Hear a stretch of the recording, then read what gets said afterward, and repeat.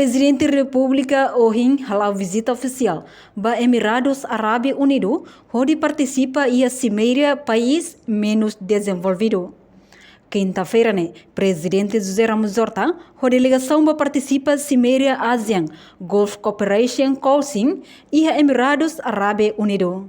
Além de a visita ida nação rua emos hakara kamete relação bilateral, liu e a área Irak, hanesan promoção investimento hidrocarbono no segurança aihang niang.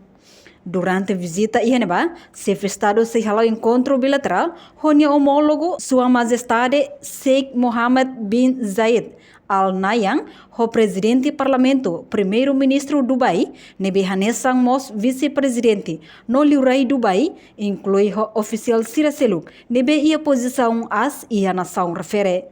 Portanto, tinang ini rohang, Timor-Leste se loca representação diplomática e Abu Dhabi, onde reforça Timor-Leste em presença e a região. Chefe Estado Mosse participa e a Conferência Nações Unidas niang, com o comércio no desenvolvimento e a cimeira, com o investimento ba líder global, nebe sai hanesang orador principal.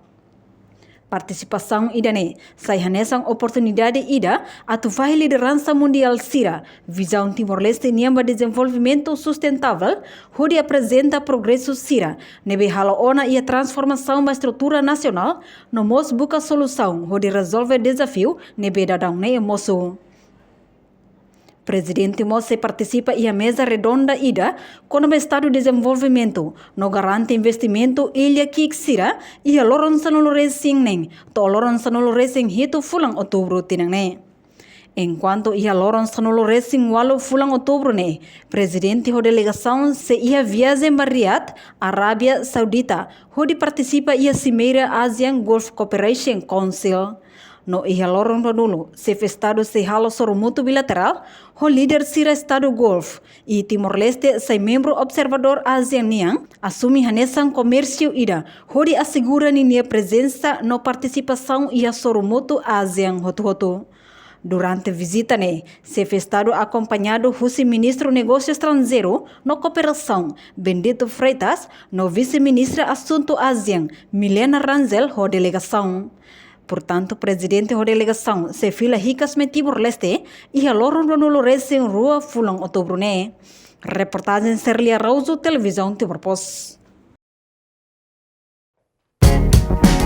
Janela informação ba Emahoto. Atu atena informação atual dia kliu kita halua. Hane botão subscribe, like, halo comentário no file botão ba media social hoto.